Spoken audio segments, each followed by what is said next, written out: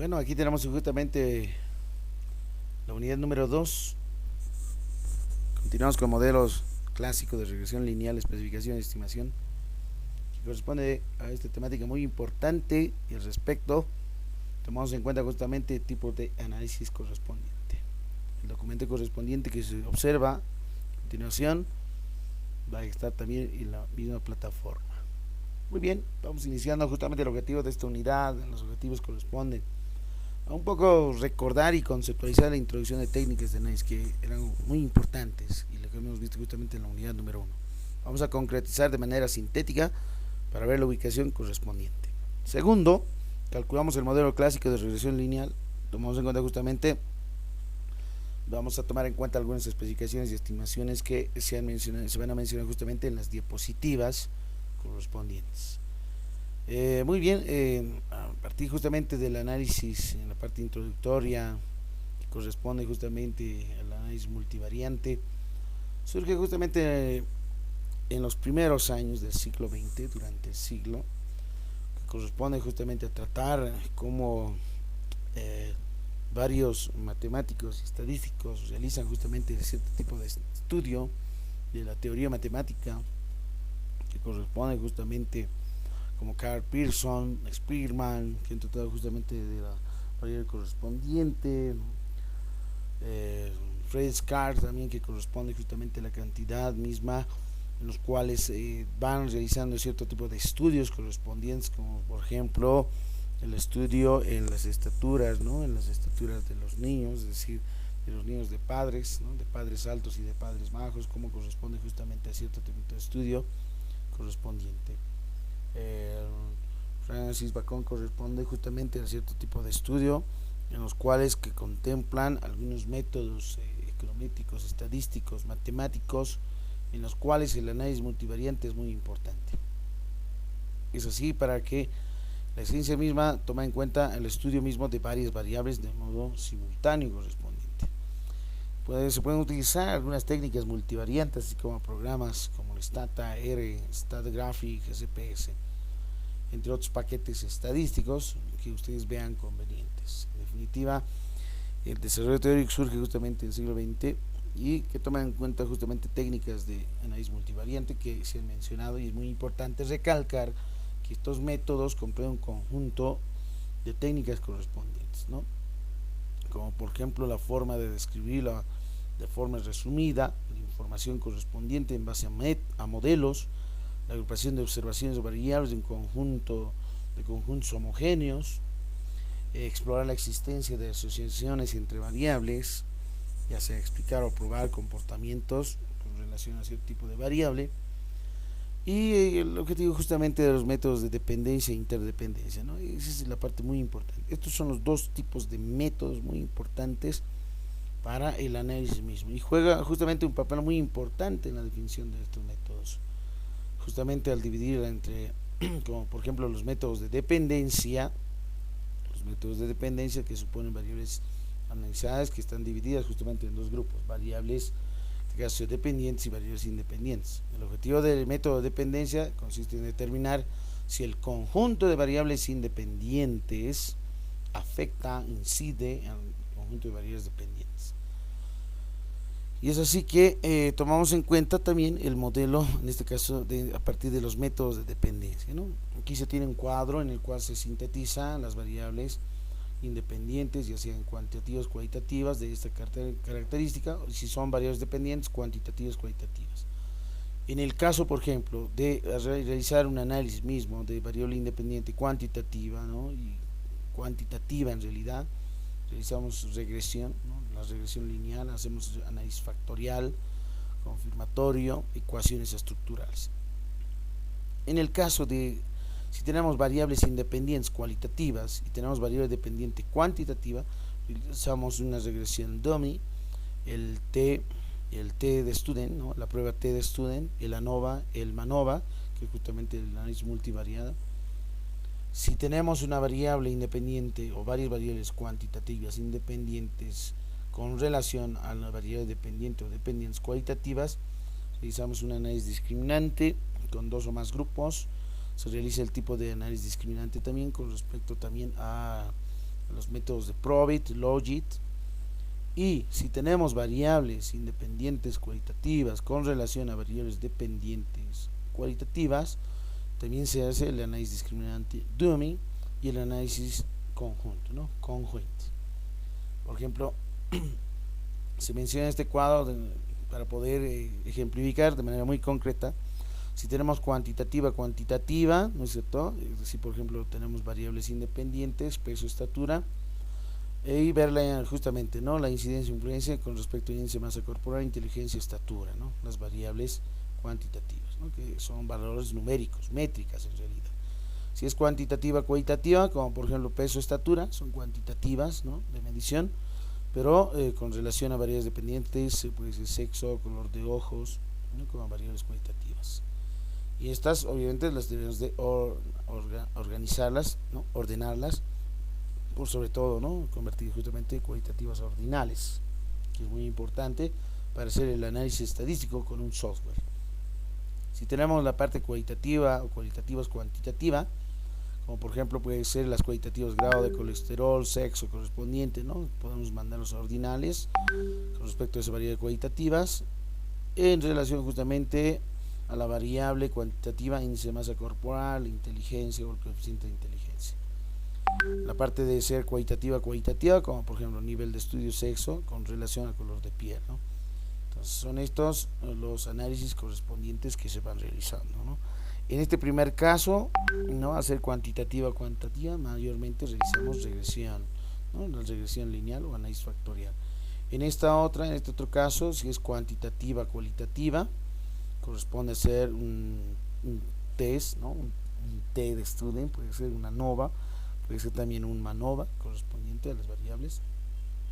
Si es el caso cualitativa, cuantitativa, como en esta, realizamos un análisis discriminante, ¿no?, o podemos utilizar Probit y Logit. Finalmente, si es cualitativa, tipo de relación, el análisis discriminante dummy, y puede ser el análisis conjunto, ¿no? Por otro lado, los métodos de interdependencia, si recordamos, son aquellas que toman en cuenta el análisis factorial de dos tipos, ¿no?, el análisis factorial de variables cuantitativas y el análisis factorial de correspondencias para variables cualitativas. En otro caso es el análisis de componentes principales y finalmente el análisis de clúster o conglomerados. Los modelos ANOVA, claramente se dice análisis of variance, ¿no?, en inglés, son técnicas de análisis multivariante de dependencia que son muy importantes en el contexto mismo de las variables, del análisis mismo de las variables correspondientes mismas, con relación a los factores, también se lo conocen como factores, y los tratamientos.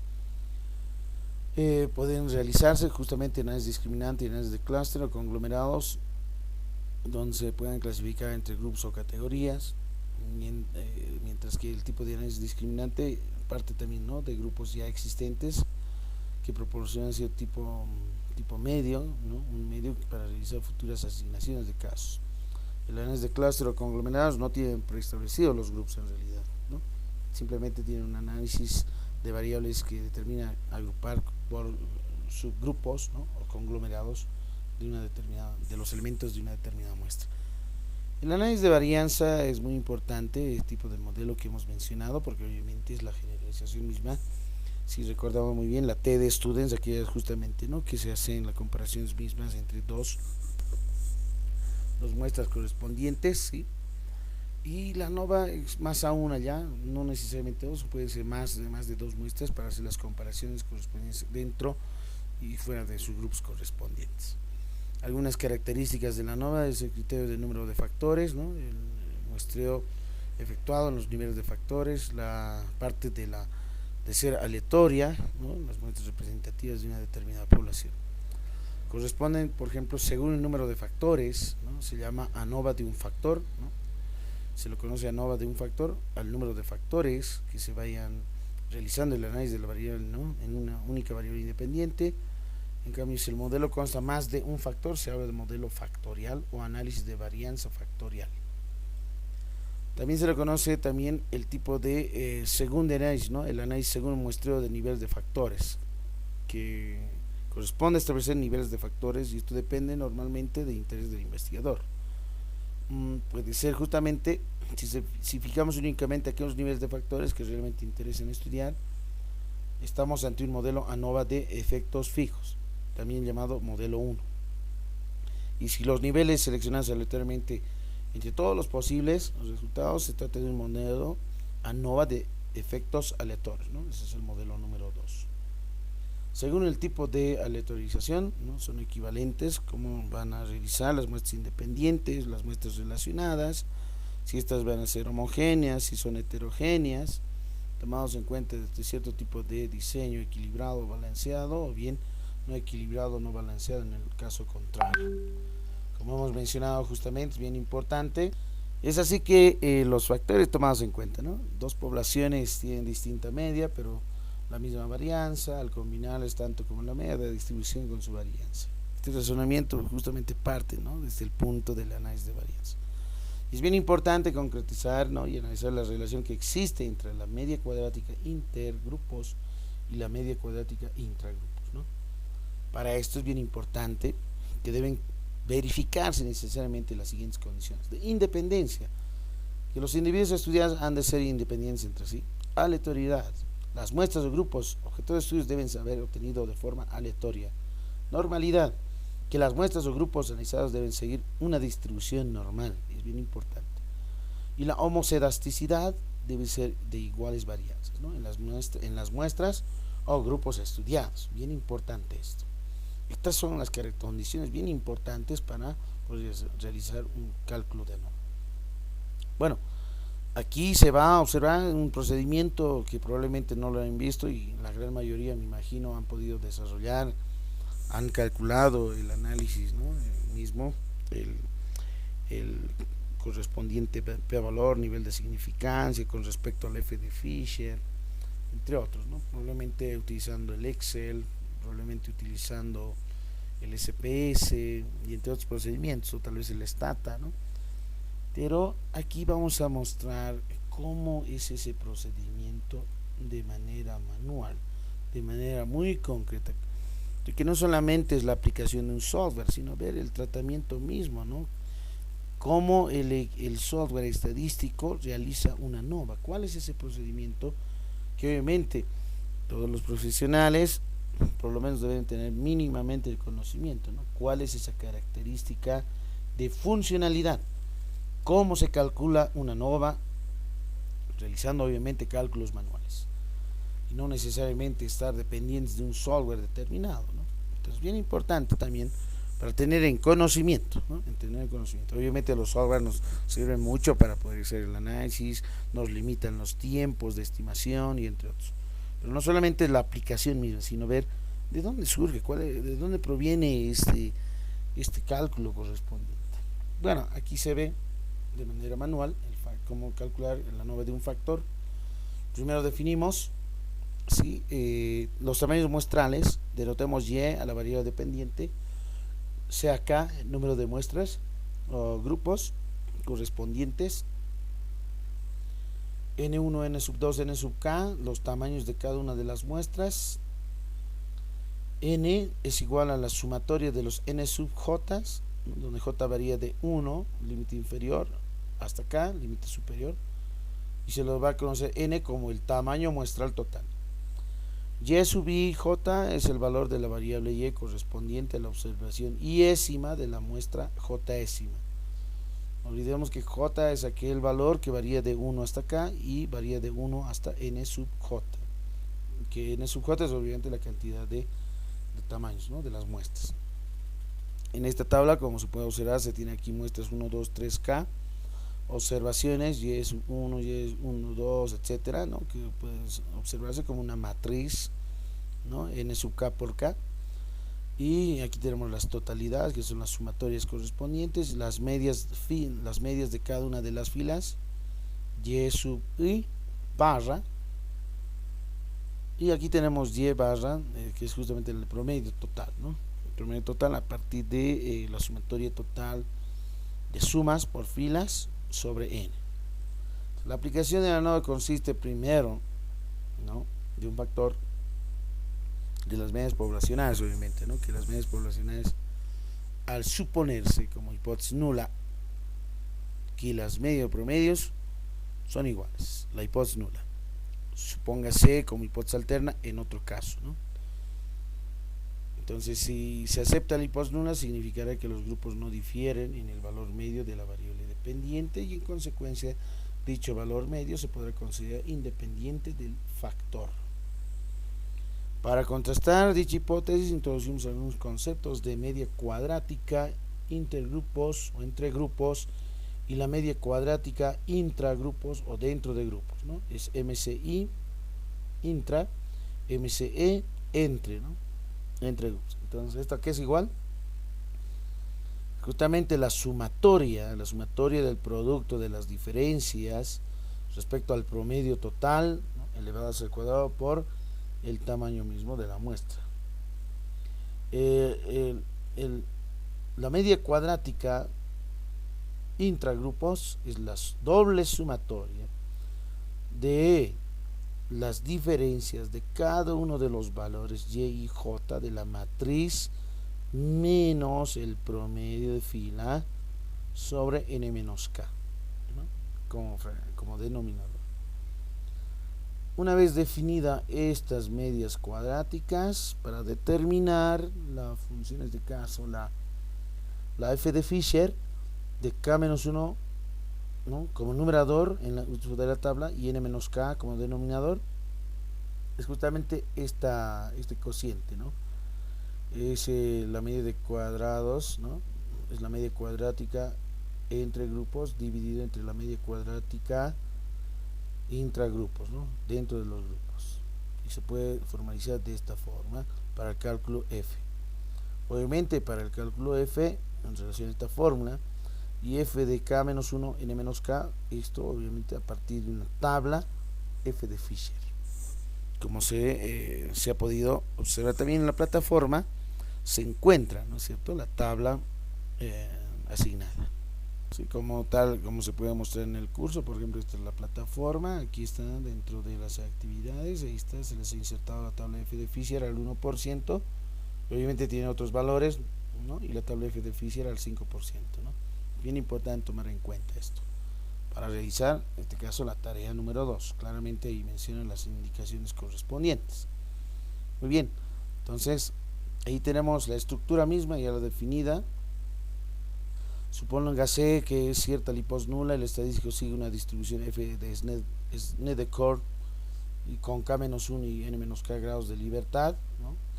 Entonces, a un nivel de significancia alfa, la región crítica tendrá que determinarse por los valores, es decir, el f que yo calcule con respecto al f de tablas, si es mayor, en este caso voy a poder encontrar justamente, ¿no?, con respecto a una función de probabilidad, la probabilidad correspondiente inversamente al valor obtenido con respecto a de tablas sea a un 1 menos alfa, que es justamente de significancia.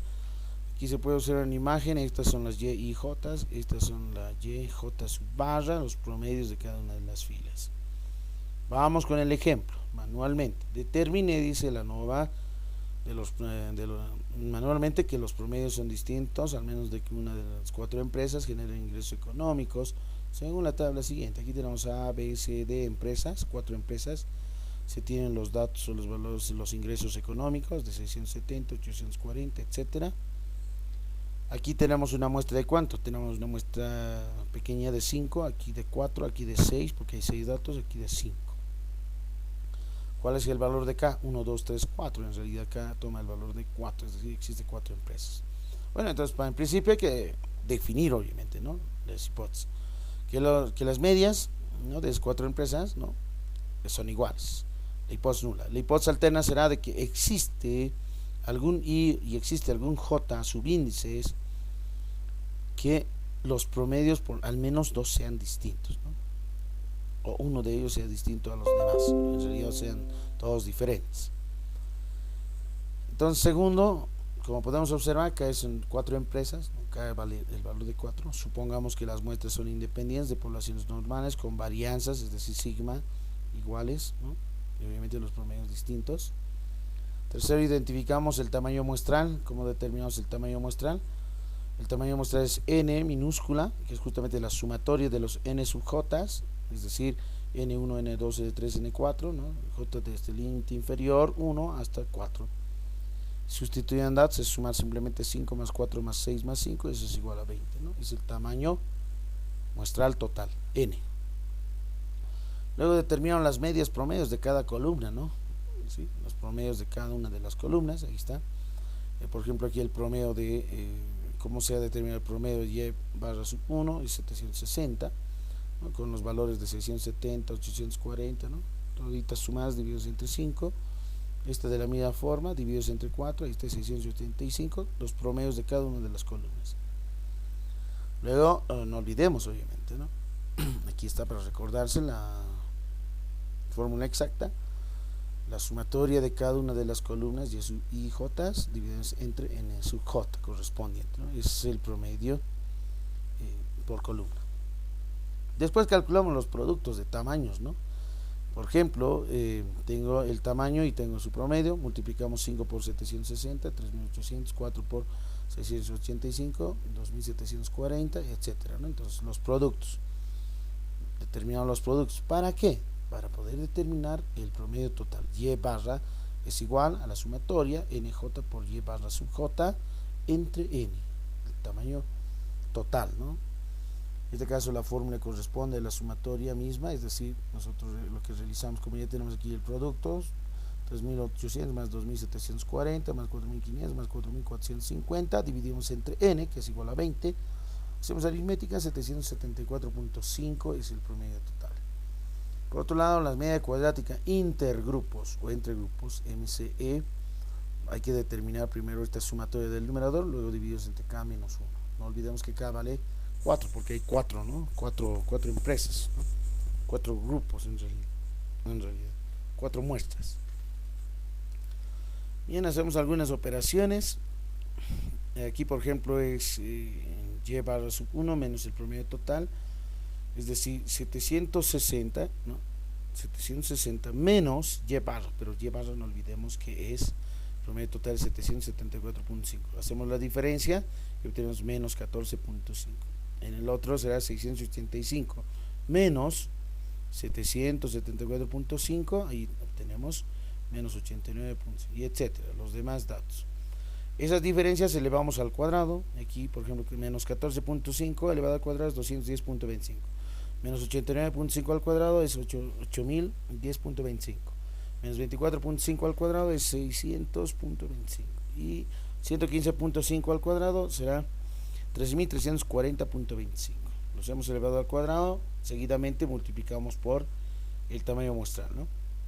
Hacemos el producto, ahí obtenemos 1051.25. En esta vamos a obtener en este caso 32.041, 3.601.5 y 66.701.25, ¿no? Que son los productos n sub j por y barra j menos promedio total elevado al cuadrado, ¿no? Luego, ¿qué hacemos? Sumamos esos datos, esos valores numéricos, ahí está, como se puede observar, la estructura misma, ¿no? Esta sumatoria es esta, sumar estos datos que están en esa franja pintada. K vale 4, en este caso es 3, si hacemos operaciones aritméticas se obtiene 34.465, que es la media cuadrática, ¿no? Entre grupos. Ahora, la media cuadrática intragrupos, el procedimiento es distinto, pero tomamos en cuenta las diferencias, ¿no? Por cada uno de esos elementos. ¿Cómo se los realiza? Primero, conocemos los promedios por columna de cada uno de los grupos, de cada una de las empresas. Y estos ingresos promedios son los que vamos a restar, ¿no? A los ingresos, ¿no? De los datos. Por ejemplo, 670 menos 760, 840 menos 760. Estamos restando cada uno de los elementos por su promedio. En esta otra columna, igual, por su promedio. En la siguiente de la misma forma y en la última. Restamos y obtenemos el siguiente resultado. Ahí está, en algunos casos será negativo, menos 90, en otros positivo, 80, 20, menos 150, 140, y etcétera, todos los demás datos. Esos datos, ¿qué es lo que vamos a hacer ahora? Elevamos al cuadrado, ¿no? Es lo que hacemos ahora, ¿no? Elevamos al cuadrado, es decir, menos 90, como se puede observar aquí, menos 90 elevado al cuadrado, que era la diferencia. Debemos a la menos 90, es esta diferencia, ¿no? 670 menos 760 es menos 90. Menos 90 al cuadrado, 8100. Entonces todos estos datos que están aquí los vamos a elevar al cuadrado. Hasta aquí tenemos un valor de 0, ¿no? ¿Por qué da 0? Porque ha sido la diferencia de la misma cantidad. 750 menos 750, obviamente 0. Y 0 al cuadrado, obviamente va a ser 0, ¿no? Los demás de la misma forma los elevamos al cuadrado. Tenemos esta estructura de diferencia por su promedio. Y luego lo que hacemos es sumar. ¿Qué es lo que vamos a hacer? Sumar todos estos datos. 8100 más 6400 más 400 más 22500 más 19600, etcétera. Todos los datos. Hasta llegar al último. El último, por eso lo he puesto 3 puntos suspensivos. Prosiga, ¿no? 10.900 dividido entre 20 menos 4, ¿no? En este caso 20 menos 4. Entonces ahí ya, por ejemplo, ya tenemos la sumatoria dividida entre 16. En realidad ahí está, hacemos la operación cociente y ahí obtenemos 6.943.75. Esta es la media cuadrática intragrupos. Una vez obtenida la media cuadrática entre intragrupos, calculamos el f de Fisher-Snellcorp con este cociente, tiene sus valores numéricos, y ahí obtenemos justamente, ¿no? F vale 4.963. Ahora muy bien, como ya he encontrado el f de Fisher, la hipótesis nula se rechaza si cumple la condición siguiente, es decir, si este f determinado es mayor al f de tablas, en este caso el numerador 3, denominador 16, obviamente corresponde, ¿no? Entonces vamos a rechazar la hipótesis nula. Pero si en el caso contrario, se va a aceptar la hipótesis alterna. Veamos cómo determinamos, por ejemplo, el F316, ¿no? ¿De dónde proviene el 3? Por ejemplo, este es K menos 1, es decir, 4 menos 1 es 3. ¿Y de dónde sale 16? Es justamente N menos K, es decir, 20 menos 4, y eso es 16. Entonces ahí ubicamos, miren, aquí tenemos una tabla bien importante en la plataforma también, de la misma forma existen, ¿no? Si es el 1% o el 5%, supóngase que estamos trabajando en este caso se está trabajando al 5% de nivel de significancia, ¿no? Al 5% de significancia. Si utilizamos la tabla del 5% de F de Fisher, ¿no? Es este de aquí, ¿no? Este es para el 1%, ¿sí? Entonces ahí obtenemos, por ejemplo, numerador para el numerador 3 de grados de libertad 16, ¿no? Este por ejemplo 1, 2, 3, 4 son grados de libertad del numerador, y esto 1, 2, 3, 4, etcétera son los grados de libertad del denominador, ¿no? Es la forma, estructura de la tabla F de Snellcorp. Por ejemplo, aquí obtenemos, ¿no? Tanto 3, 16 en la intersección misma de datos, 3.239 sería justamente este dato. ¿Qué se obtiene? Ahí 3.239 es el F de tablas, pero nosotros hemos calculado mediante el procedimiento sistemático 4.9 es mayor a 3.2, etcétera. Entonces, ¿qué se llega a concretar? Que se acepta la hipótesis alterna y se rechaza la hipótesis nula, es decir, que sí existe diferencia entre las medias de cada una de las empresas, ¿no? Según el ingreso en bolivianos, ¿no? Es decir, que las medias, ¿no? Las medias no son iguales, no todos son iguales, ¿no? Difieren, ¿no? Difieren, en al menos dos.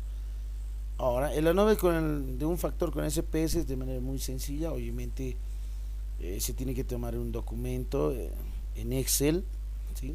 En Excel, por ejemplo, yo puedo tomar justamente esa base de datos, construir una hoja en Excel y a partir de eso importar los datos, ¿no?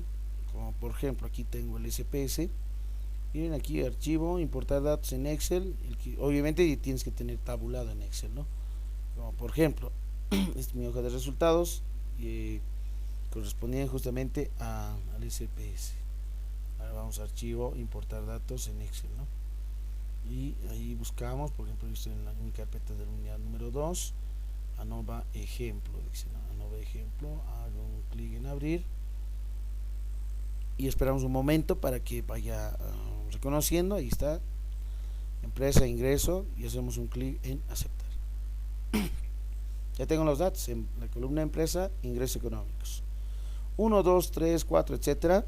¿no? Corresponden a cierto tipo de etiqueta, que hay que, bien importante, ¿no? Las etiquetas, ¿no?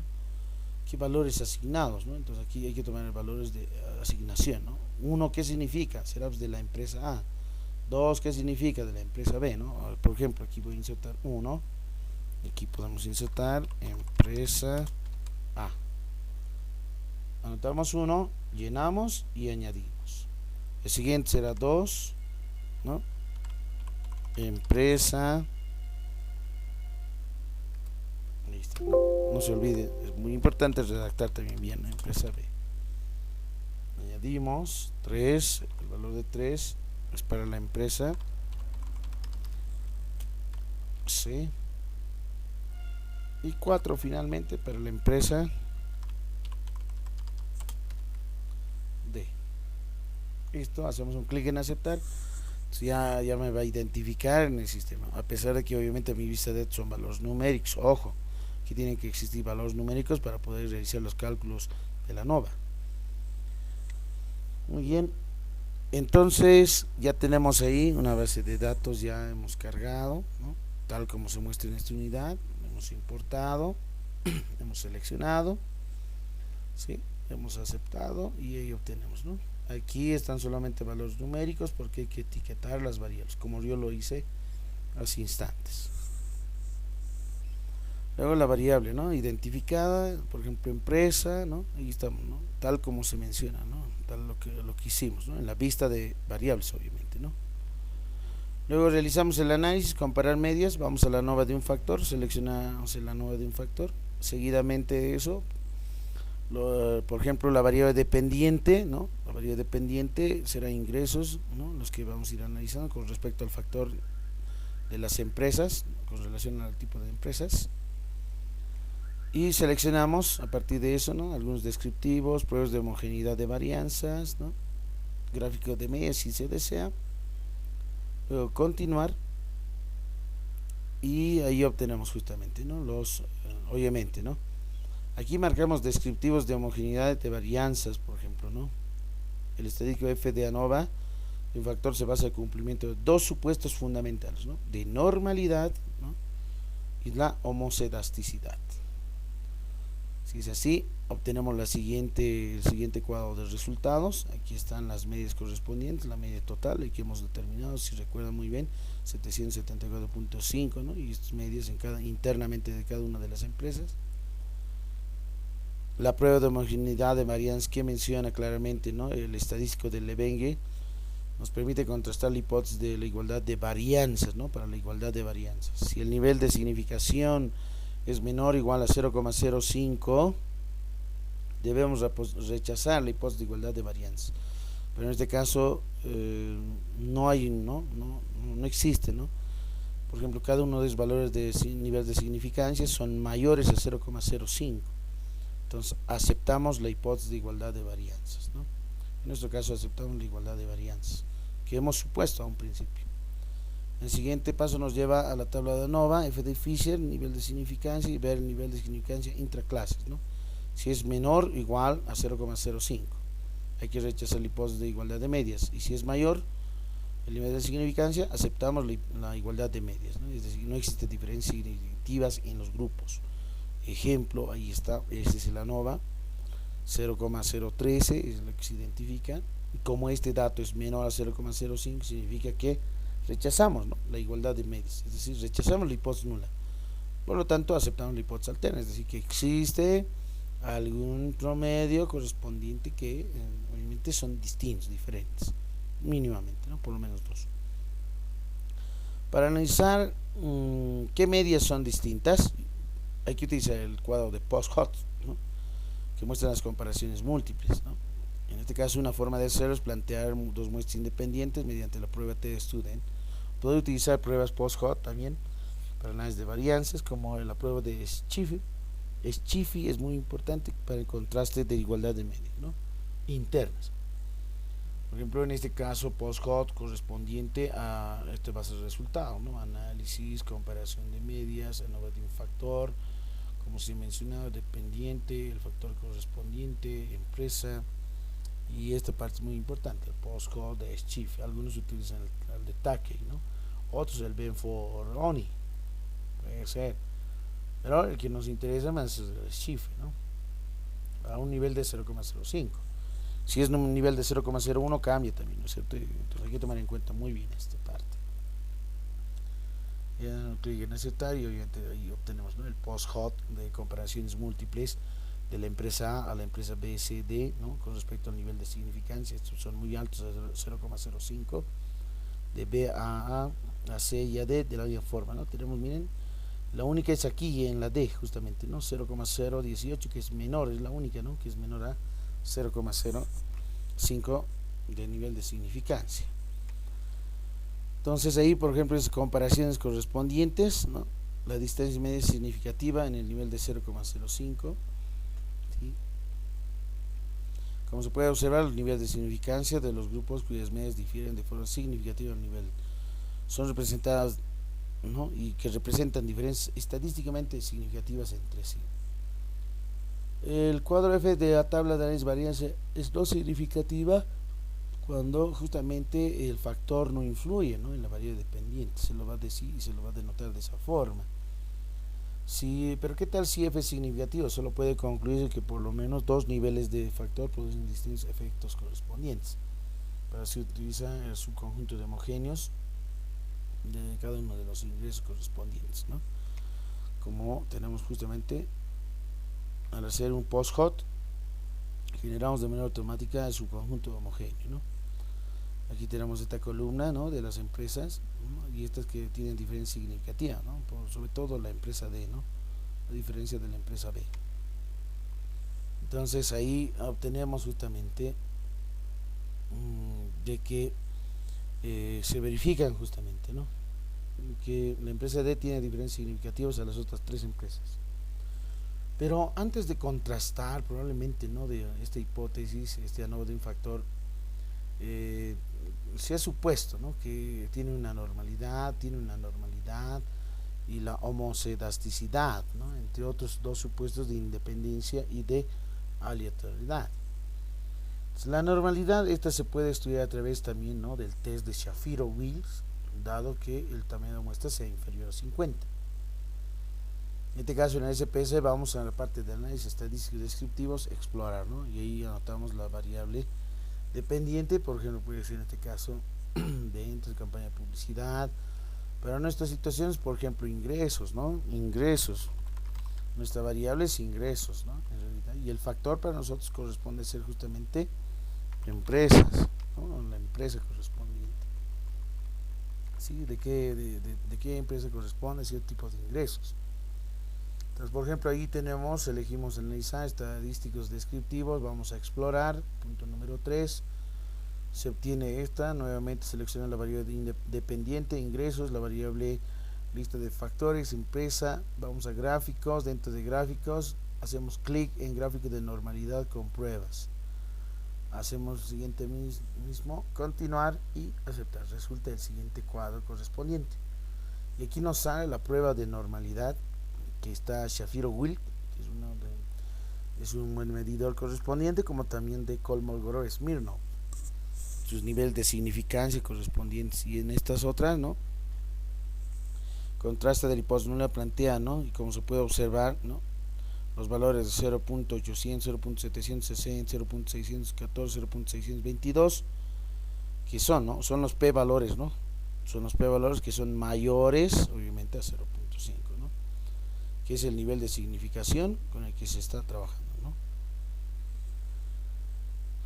Por eso es que la hipótesis nula, ¿no?, plantea que los datos proceden de poblaciones normales, y obviamente a partir de eso también se generan, ¿no?, los gráficos Q normales, boxplot, como por ejemplo, ¿no?, en cada una de las empresas, ¿no?, normal esperado, valor esperado de la empresa A, B, C y D, y boxplot correspondientes, ¿no?, a cada una de las empresas según a ingresos, ¿no?, que se han suscitado con respecto a las medias correspondientes, con respecto a también conocido como cajas y bigotes.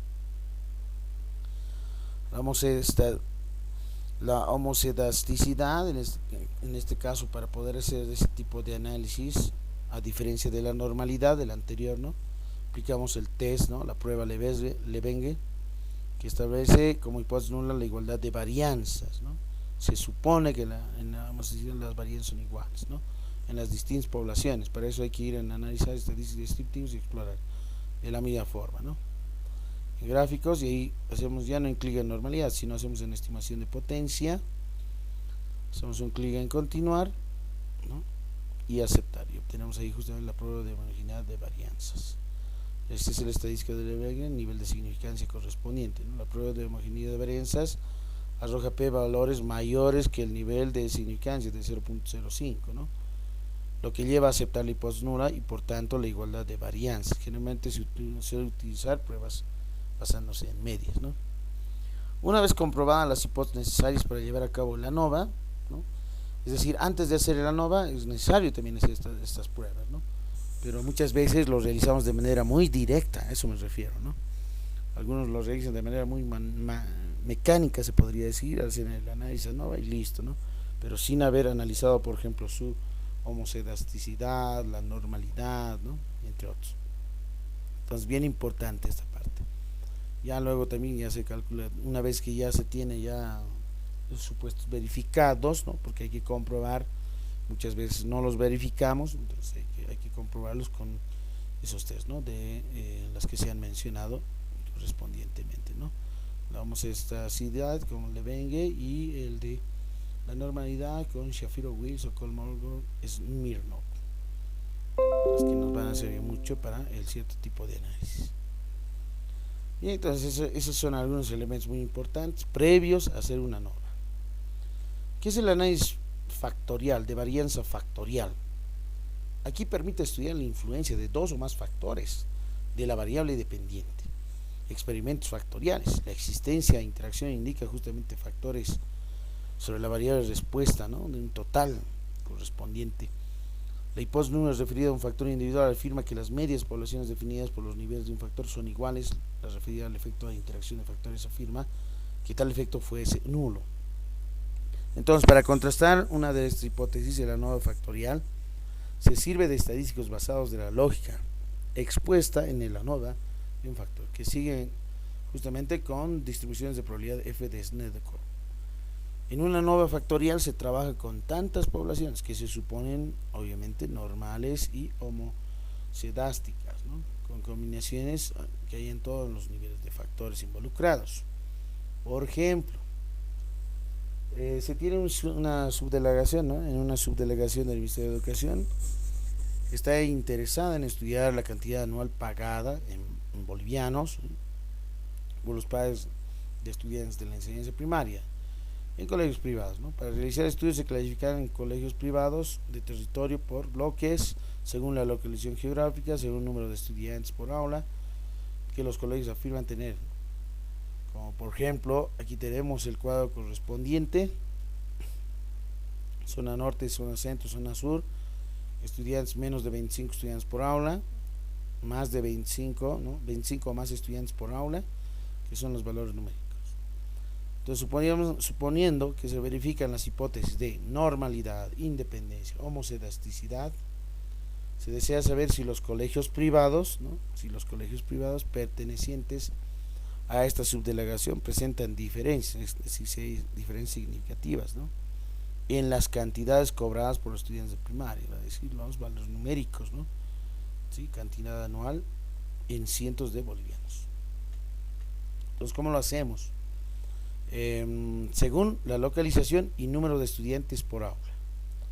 Para la solución de este caso se trata de modelo de dos factores: uno, localización, y el factor 2, número de estudiantes por aula, ¿no? Es decir, por tramos. Primero de estos dos factores tiene tres niveles: zona norte, centro y zona sur. Mientras que el segundo nivel tiene menos de 25 estudiantes por aula, 25 más estudiantes por aula. De la combinación de niveles se obtiene, por ejemplo, 6 poblaciones en realidad, ¿no? ¿Sí? 3 por 2, 6 poblaciones, ¿no? Como se puede observar, estas 6 poblaciones. Entonces, que vamos a suponer normales independientes homocedásticas, con las que se trabaja de la siguiente forma. Primero yo voy a tabular en una hoja Excel, bien importante, por eso es que me sirve mucho el Excel, ¿no? Para el SPS, porque en el SPS un poco se tarda, mucho mejor si lo importas. voy a decir la localización 1, 2, 3, etcétera. Aquí están las cantidades pagadas, ¿no? Cantidad anual pagada, número de estudiantes, 2, 1, 2, 1, lo voy a designar así, de esa forma, donde 1, 2, 3 para la localización, 1 zona norte, 2 zona central, lo voy a definir de así. Una vez que importe este documento en Excel al SPS, como está aquí, donde voy a hacer justamente en valores la codificación misma, esta, y en la otra que es número de estudiantes 1 y 2, 1 y 2 justamente, ¿no? Estos no cambian, esta sí, donde voy a definir 1 y 2 el número de estudiantes, ¿no? 1 será menos de 25 estudiantes por aula y el valor de 2 será 25 o más estudiantes por aula, ¿no? En realidad lo que estoy haciendo es convertir, ¿no? Estos datos numéricos, ¿no? Ordinales, ¿no?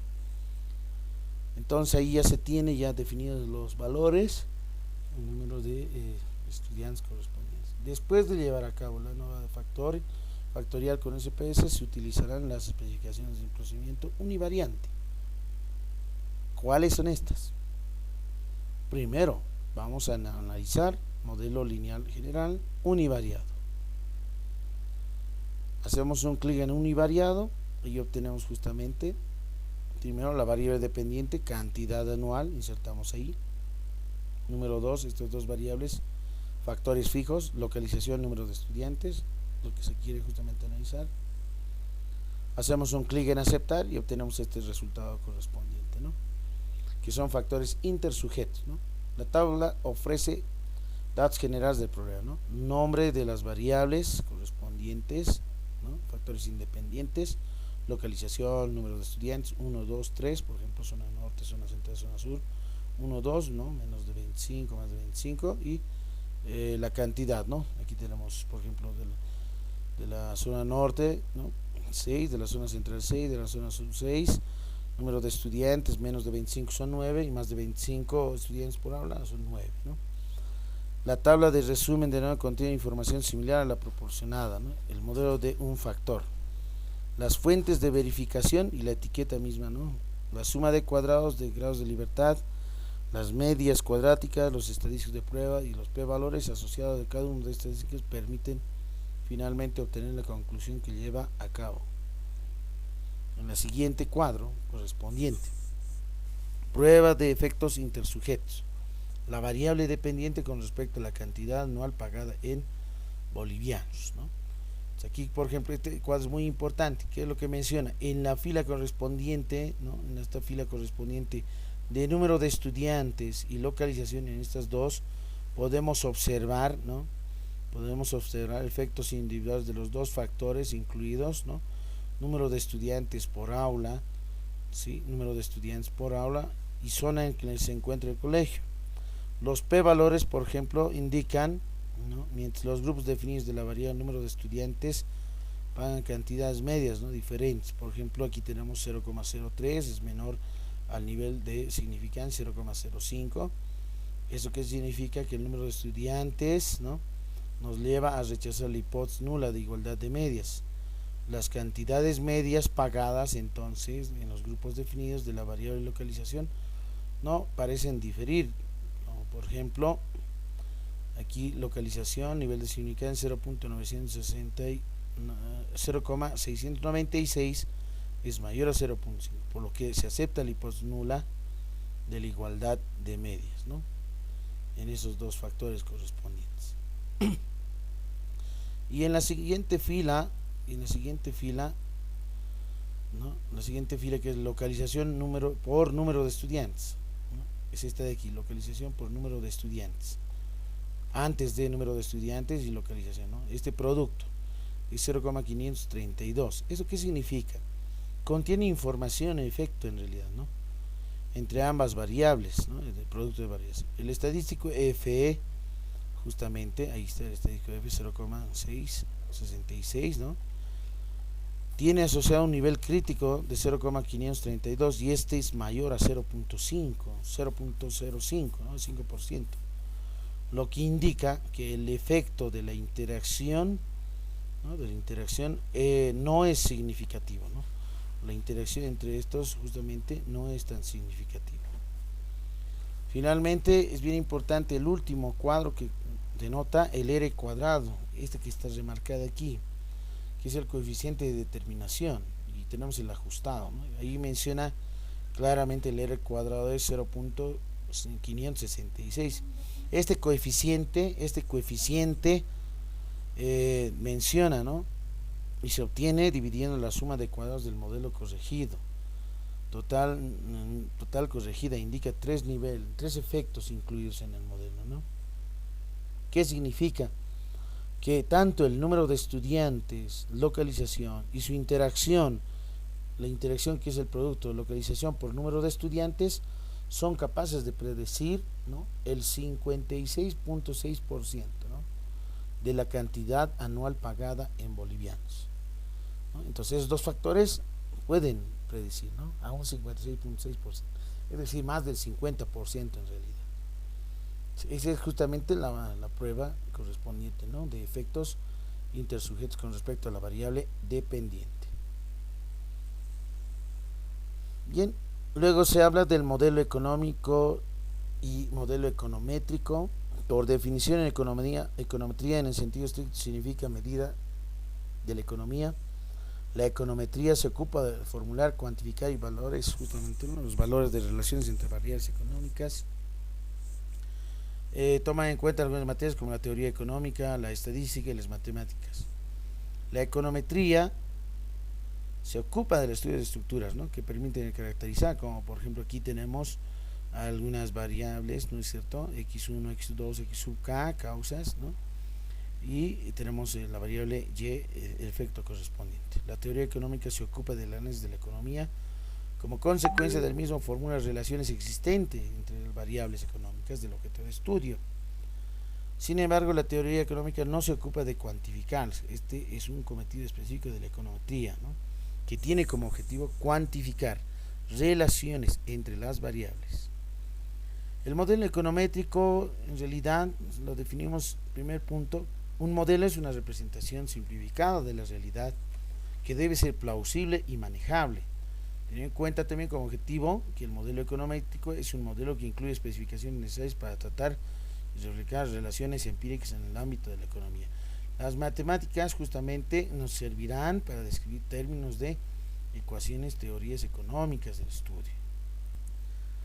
Entonces, bien importante tomar en cuenta que también las etapas de la elaboración del modelo econométrico toman en cuenta las siguientes etapas principales: especificación, estimación, valoración del contraste de hipótesis, predicción. 4 elementos fundamentales. La especificación, en esta fase hay que dar forma al problema inicial en términos de un modelo, ¿no?, determinar la variable a explicar y las variables explicativas, ¿no?, la forma funcional del modelo y la distribución probabilística de la perturbación aleatoria correspondiente. La estimación es utilizando los datos disponibles y mediante métodos estadísticos adecuados se obtienen valores para los parámetros desconocidos del modelo. La valoración, contraste de hipótesis, en esta fase se debe valorar si el modelo propuesto de resultados, ¿no?, en la fase de estimación son adecuados para solucionar el problema de partida. Para ello se utilizan métodos de inferencia estadística, ¿no?, algunos comportamientos de modelos. En caso contrario también se puede utilizar, ¿no?, algunas facetas como por ejemplo las dosimacias de hipótesis correspondientes a cierto tipo de modelo que pueda incluir justamente, ¿no?, una formulación o reformulación de las hipótesis correspondientes a ser comprobadas en un proceso iterativo, ¿no? Y la predicción finalmente es modelo concretamente, ¿no?, especificado y estimado a ser utilizado para predecir a futuro. El concepto implica determinar valores futuros de la variable endógena, como contestar a la pregunta de qué tipo, qué pasaría si, y en definitiva debemos servirnos para dar consejos de la política económica, por sobre todo.